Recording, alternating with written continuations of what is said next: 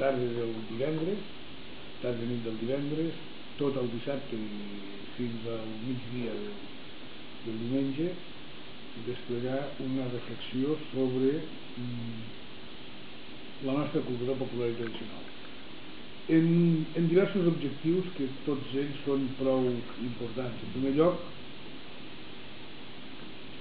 entenem que hi ha un cert sentiment d'inferioritat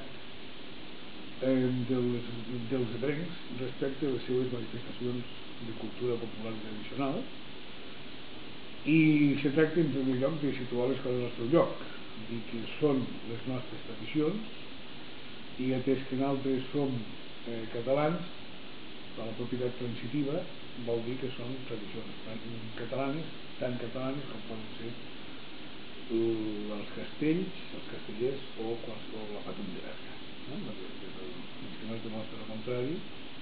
nosaltres som tan catalans com la gent de Palamós o del nord d'Anyà.